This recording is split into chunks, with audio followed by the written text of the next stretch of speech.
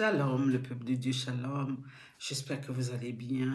Nous y sommes pour lire la Bible ensemble.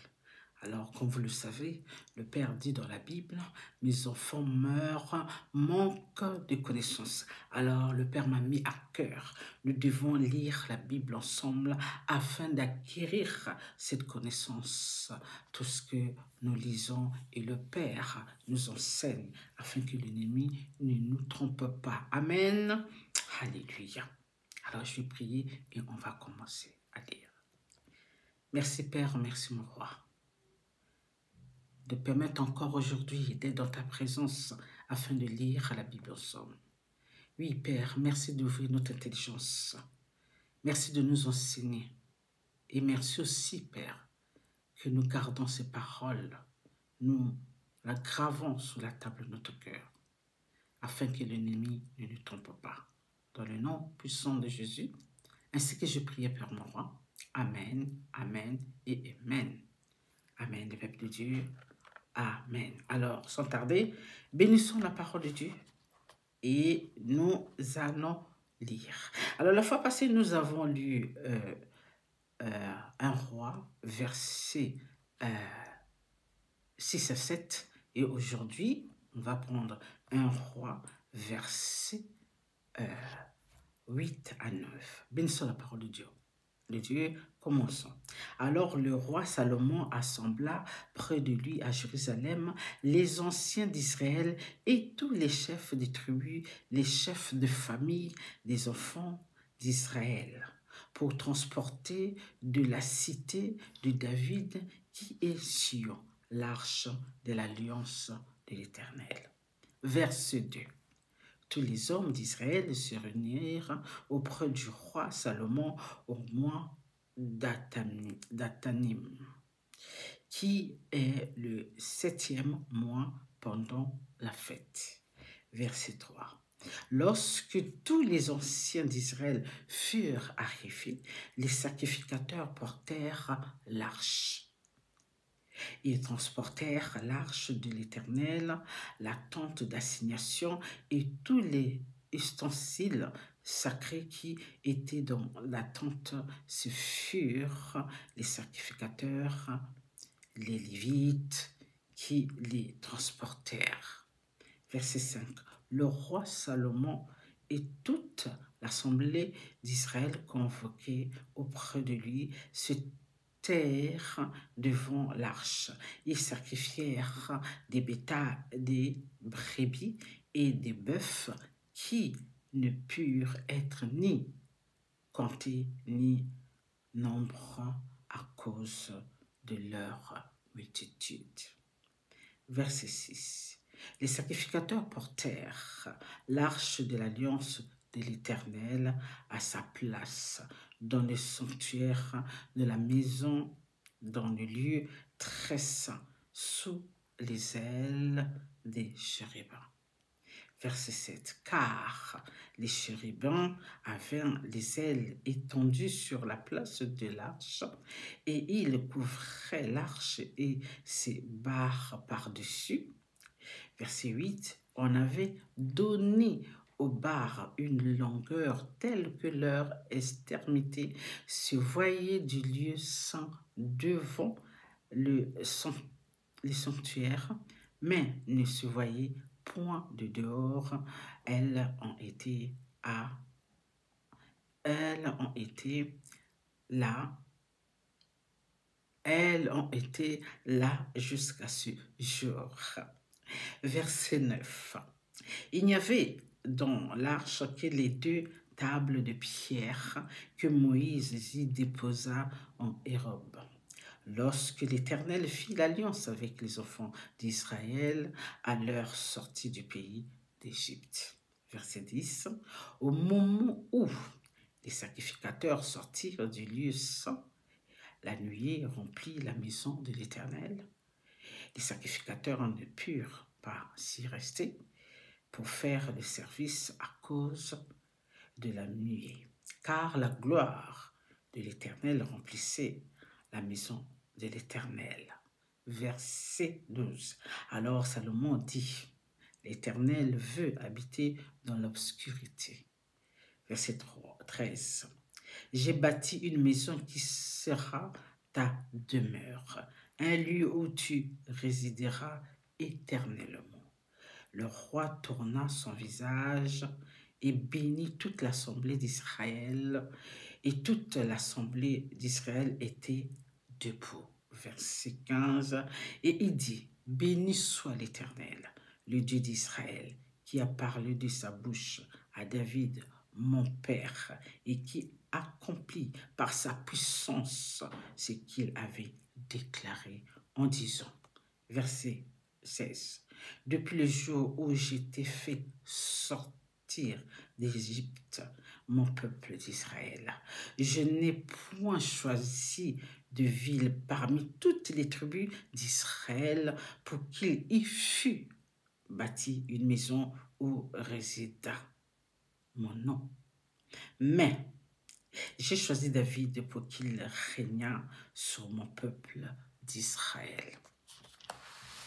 Verset 17. David, mon père, avait l'intention de bâtir une maison au nom de l'Éternel, le Dieu d'Israël.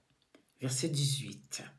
Et l'Éternel dit à David, mon père, puisque tu as eu l'intention de bâtir une maison à mon nom, tu as bien fait d'avoir eu cette intention. Verset 19.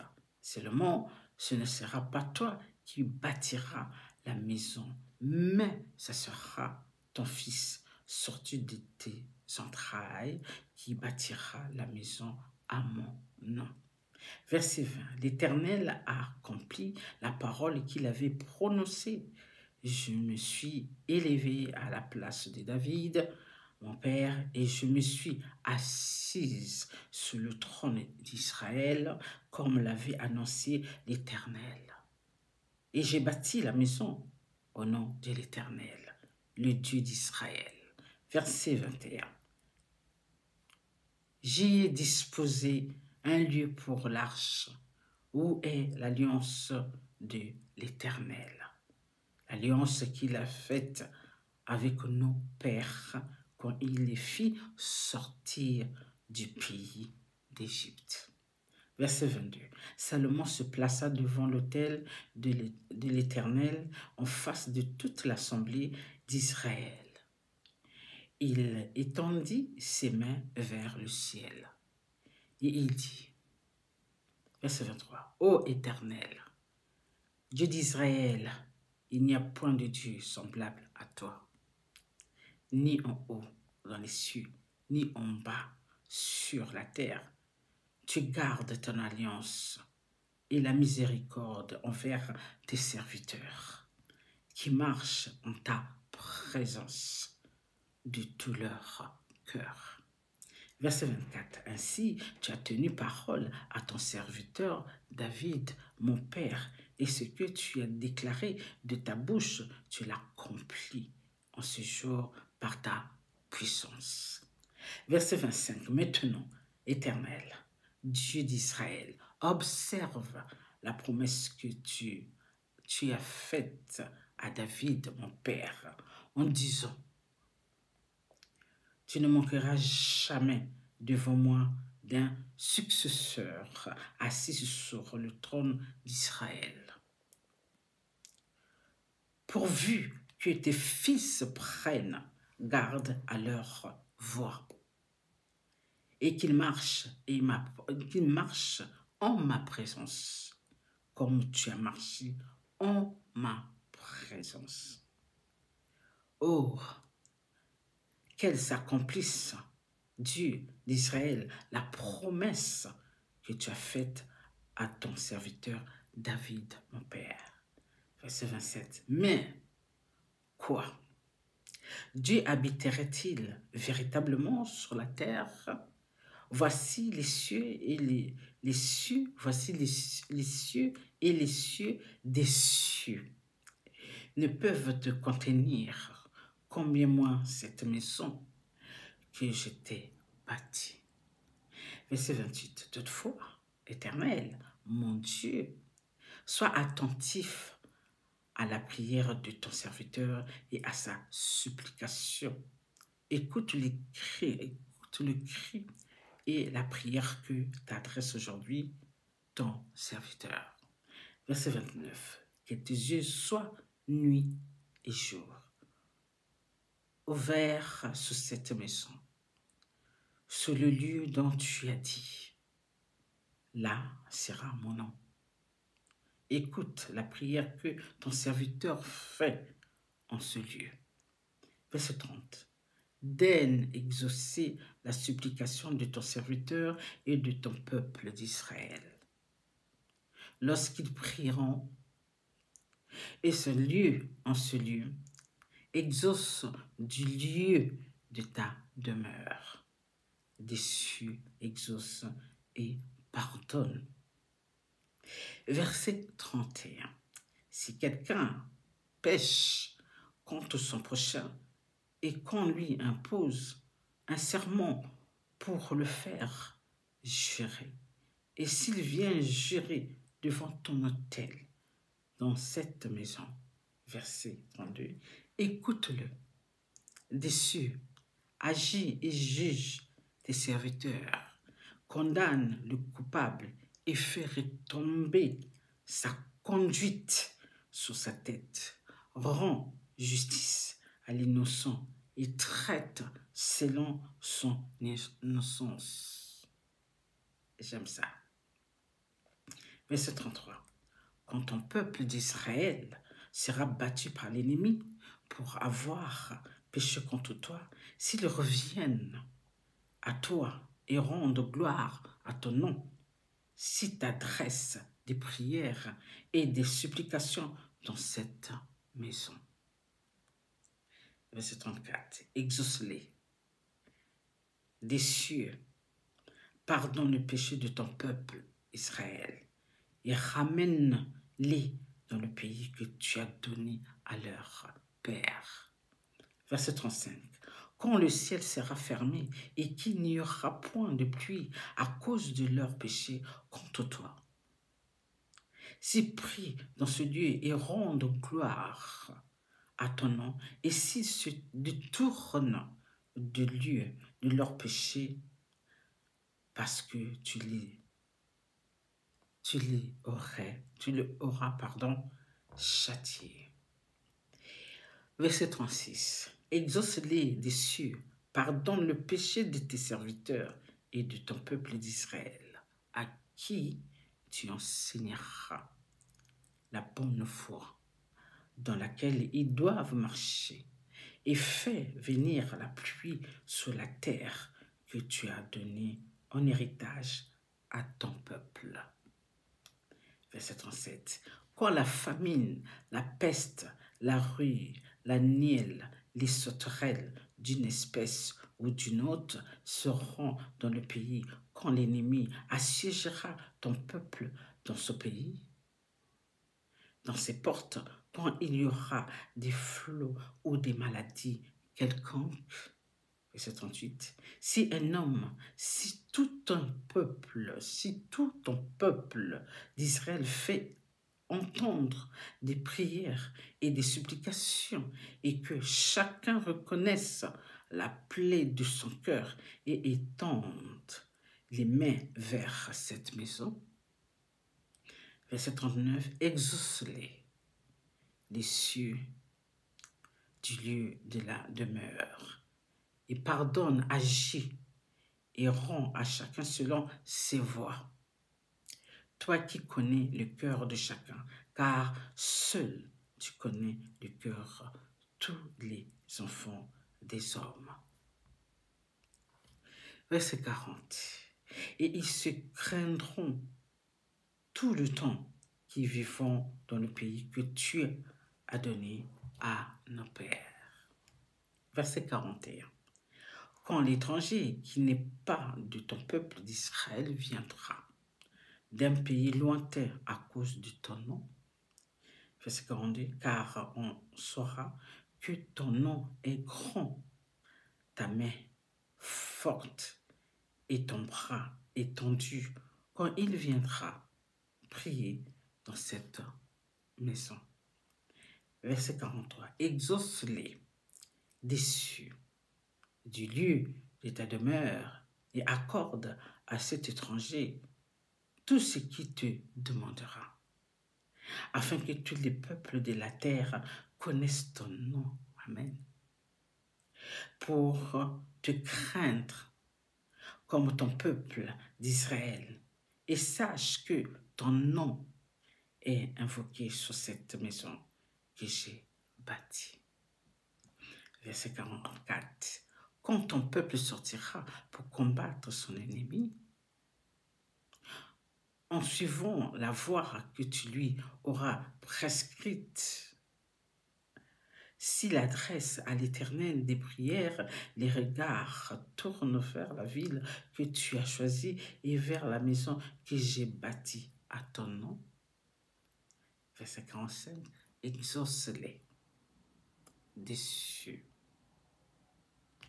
Leurs prières et leurs supplications aient fait leur droit. Verset 46. Quand ils pécheront contre toi, car il n'y a point d'homme qui ne pêche quand tu seras irrité contre eux et que tu les livreras à l'ennemi, qui les amènera captifs dans un pays ennemi, lointain ou rapproché. Verset 47. S'ils rendront en eux-mêmes dans le pays où ils seront captifs, s'ils reviennent à toi et t'adressent des supplications dans le pays de ceux qui les ont emmenés, et qu'ils disent « Nous avons péché, nous avons commis des iniquités, nous avons fait le mal. » Verset 48. S'ils reviennent à toi de tout leur cœur et de toute leur âme dans le pays de leurs ennemis, qui les ont emmenés captifs, s'ils t'adressent des prières, les regards de tourner vers leur pays que tu as donné à leur père, à leur père, vers la ville que tu as choisie et vers la maison que j'ai bâtie à ton nom, exauce des cieux du lieu de ta demeure leurs prières et leurs supplications et fais leur droit. Verset 50. Pardonne à ton peuple ses péchés et toutes ses transgressions de ceux qui le retiennent captif, afin qu'il ait pitié d'eux. Car ils ont ton peuple et ton héritage, et tu les as fait sortir d'Égypte, du milieu d'une fournaise de fer. Verset 52. Que tes yeux soient ouverts sous la supplication de ton serviteur et sous la supplication de ton peuple, Israël, pour les exaucer en tout ce qu'ils te demanderont. Verset 53. Car tu les as séparés de tous les autres peuples de la terre pour en faire ton héritage, comme tu l'as déclaré par Moïse, ton serviteur, quand tu fis sortir d'Égypte nos pères, Seigneur éternel. Verset 54. Lorsque Salomon eut achevé d'adresser à l'Éternel toute cette prière et cette supplication, il se leva de devant l'autel de l'Éternel, où il était agenouillé, les mains étendues vers le ciel. Verset 55. Debout, il bénit à haute voix toute l'assemblée d'Israël en disant, verset 56 et 57, béni soit l'Éternel qui a donné du repos à son peuple d'Israël, selon toutes ses promesses de toutes les bonnes paroles qu'il avait prononcées par Moïse en son serviteur, aucune n'est restée sans effet. Que l'Éternel notre Dieu soit avec nous comme il a été avec nos pères, qui ne nous abandonne point et ne nous délaisse point. Versets 58 et 59. Mais qu'il incline son cœur vers lui, afin que nous marchions dans toutes ses voies et que nous observons ses commandements, ses lois, ses ordonnances qu'il a prescrites à nos pères. Que ces paroles, objet de mes supplications devant l'Éternel, soient jour et nuit présentes à l'Éternel, notre Dieu, et qu'il fasse en tout temps droit à son serviteur et à son peuple Israël. Versets 60 et 61. Afin que tous les peuples de la terre reconnaissent que l'Éternel est Dieu, qu'il n'y en a point d'autre, que votre cœur soit tout à l'Éternel, notre Dieu, comme il est aujourd'hui, pour suivre ses lois et pour observer ses commandements. Verset 62, 63. Le roi et tout Israël avec lui offrirent des sacrifices devant l'autel.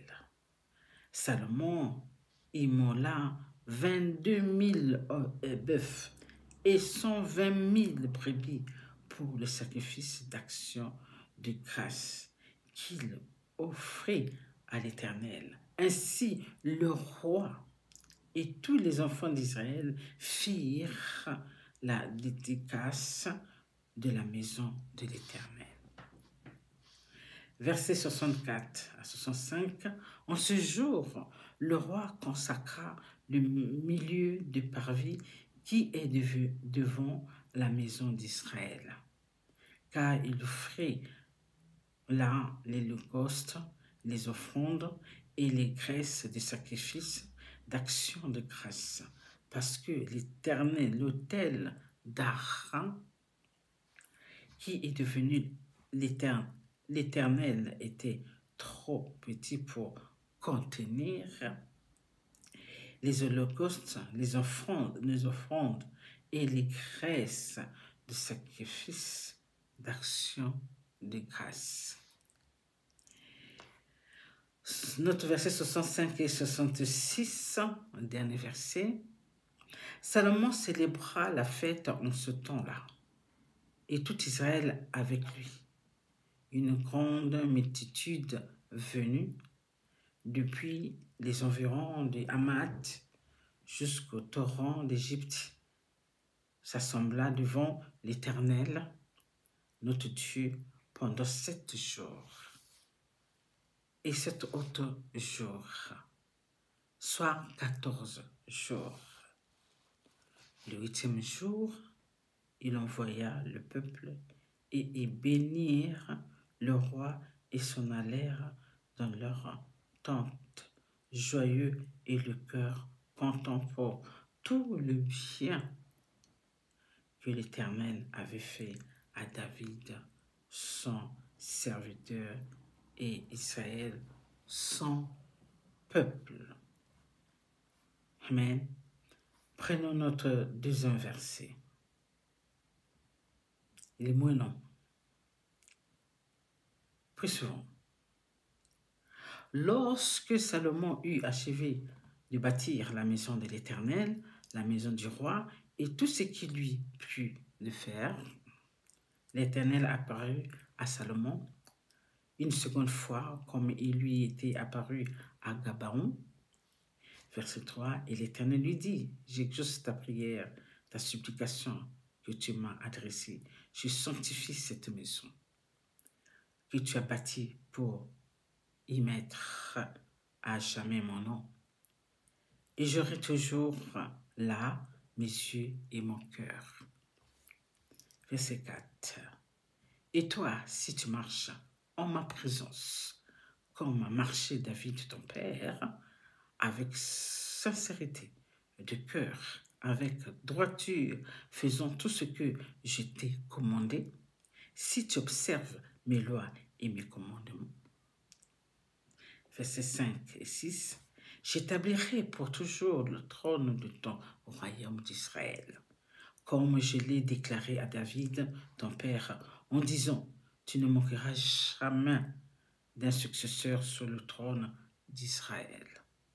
Mais si vous vous détournez de moi, vous et vos fils, si vous n'observez pas mes commandements, mes lois que je vous ai prescrites, et si vous allez servir d'autres dieux et vous prosterner devant eux, versets 7 et 8, j'exterminerai Israël du pays que je lui ai donné. Je rejetterai loin de moi la maison que j'ai consacrée à mon nom. Israël sera un sujet de sarcasme et de raillerie parmi tous les peuples. Et si, haut placé, qu'était cette maison, quiconque passera près d'elle sera dans le tourment et sera dans le tournement et sifflera. On dira, pourquoi l'Éternel a-t-il ainsi traité ce pays et cette maison? Et l'on répondra, parce qu'ils ont abandonné l'Éternel, leur Dieu qui a fait sortir leur père d'Égypte. Parce qu'ils se sont attachés à d'autres dieux, se sont prosternés devant eux et le ont servi. Excusez-moi. Se sont prosternés devant eux et les sont, excusez-moi, et se sont prosternés devant eux et les ont servis. Voilà pourquoi l'Éternel l'a fait venir sur eux tous ces mots. Verset 10. Au bout de 20 ans, Salomon avait bâti les deux maisons, la maison de l'Éternel et la maison du roi. Alors, comme Hiram, roi de Tyr, avait fourni à Salomon des bois et de cèdre, des bois de cèdre et des bois de cyprès et de l'or, autant qu'ils ont voulu, le roi Salomon donna à Hiram 20 villes dans le pays de Galilée. Verset 12-13. Hiram sortit de Tyr pour voir les villes que lui donnait Salomon, mais elles ne lui plurent point. Verset 13. Et il dit, quelle ville m'as-tu donné là, mon frère? Et il les appela pays des Kabul. Non, qu'elles ont conservé jusqu'à ces jours. Le nom qu'ils ont consacré jusqu'à ces jours. Verset 14. Hiram avait envoyé au roi 120 talents d'or. Voici ce que concerne les hommes de corvée qu'éleva le roi Salomon pour bâtir la maison de l'Éternel et sa propre maison, Milo et le mur de Jérusalem, Axor, Megiddo et Gézer. Verset 16. Pharaon, roi d'Égypte, était venu s'emparer de Gézer, l'avait incendié et avait tué les Cananéens qui habitaient dans la ville.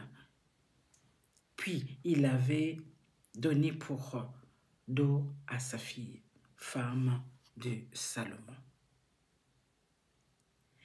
Et Salomon bâtit Gézer, Beth-Horon, la base. Versets 18 et 19, Balat et Tadmor au désert dans le pays. Toutes les villes, les servants des magasins et lui appartenant, les villes pour les chars, les villes pour la cavalerie et tout ce qu'il plut à Salomon de bâtir à Jérusalem, au Liban et dans tous les pays dont il était le souverain.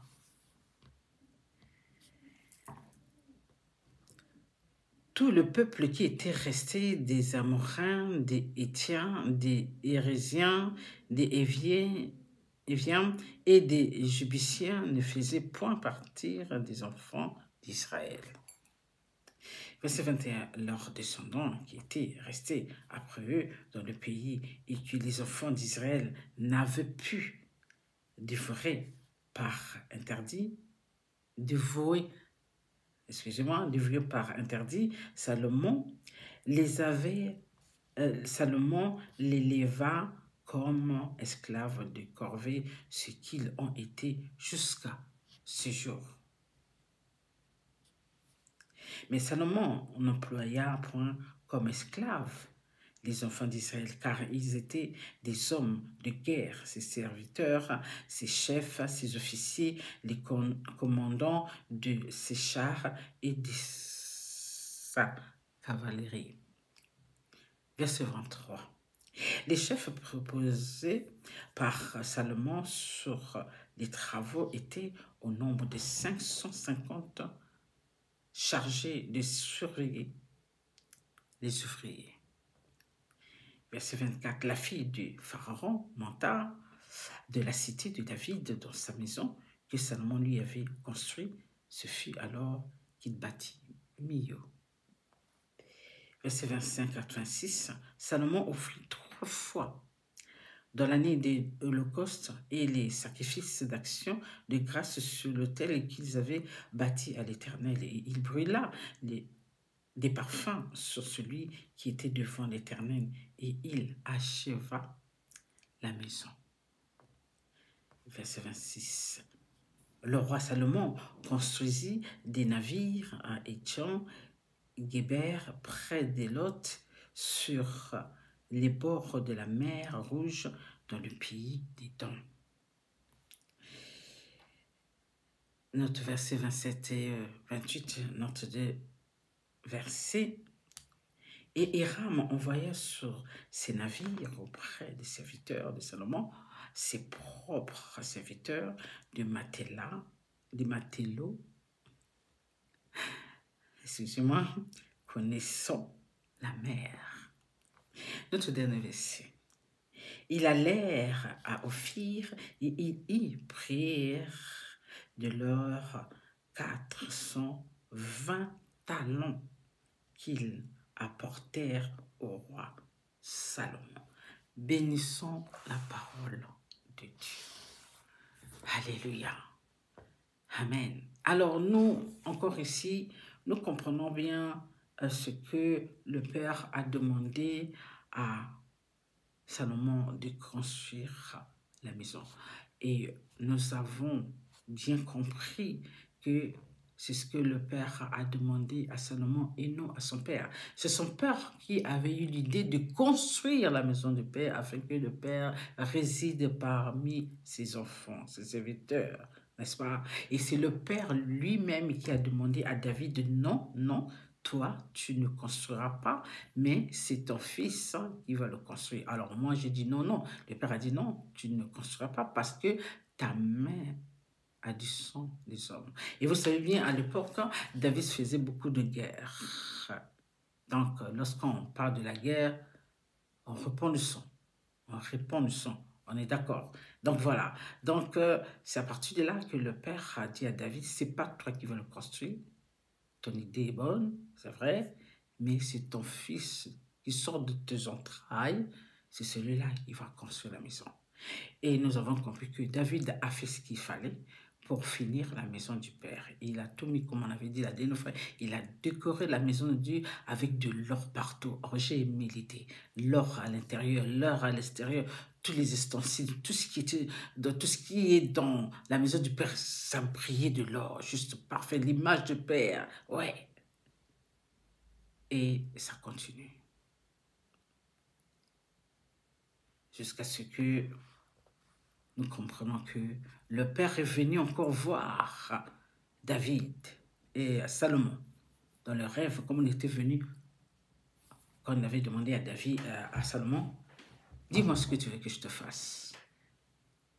Et là encore, après cela, après avoir fini la maison de Dieu, et le Père revient encore vers Salomon en lui disant, si tu marches devant moi comme ton Père a marché avec moi, comme je promets à ton Père, il ne manquera pas un successeur sur le trône d'Israël.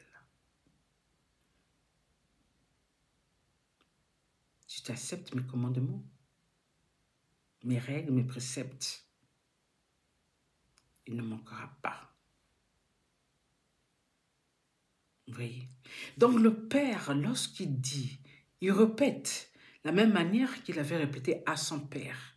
Et il répète à Salomon, parce que c'est Salomon qui a pris maintenant la place de son Père. Dans la même manière, si Salomon marche selon les indications du Père, les directives du Père, les recommandations, les préceptes, les lois du Père, il ne manquera pas les descendants sur le trône de David, comme Salomon, ainsi de suite. Sur ce, on continue à voir la connaissance de ce que le Père a fait avec ses enfants, afin que ça nous enseigne aussi, à partir de ces récits du Père, et ça nous réveille, et ça nous remplit de connaissances, d'enseignements, et d'analyser, n'est-ce pas? Lorsque nous marchons avec le Père, nous savons que le Père est avec nous. Et lorsque nous négligeons le Père, et comme il a dit, il va aussi nous négliger, c'est simple. On marche la main à main avec le Père est avec nous. Si on lâche la main du Père, le Père ne sera pas avec nous. Et c'est ce qu'il dit, le Père dit dans sa Bible, il dit que c'est vos péchés qui vous éloignent de moi. Alors, faisons attention. Ne posons pas des actes que nous savons maintenant que si je pose ces actes, le Père va s'éloigner de moi et que je vais me sentir seul. Et lorsque vous êtes seul sur la protection du Père, vous savez ce qui va arriver. Parce que nous avons un ennemi en commun qui cherche seulement que vous ayez des bêtises, que vous fassiez quelque chose, que lui, il est derrière ces choses. Il faut savoir, lorsque le Père nous dit de ne pas pécher, de ne pas faire ceci, de ne pas faire cela, parce que l'ennemi est derrière ces choses à faire, de nous saisir et de nous utiliser contre le Père, contre nos frères et sœurs. Alors faisons attention afin que le Père soit toujours avec nous et qu'il nous accompagne et qu'il nous protège. Sur ce, je vous aime. Soyez bénis abondamment. Que le Père soit avec vous. Peu importe vos soucis, soyez sûrs. Le Père va vous localiser. Continuez à lui parler. Demandez-le lui. Vous allez avoir des réponses. Sur ce, je vous aime. Bye.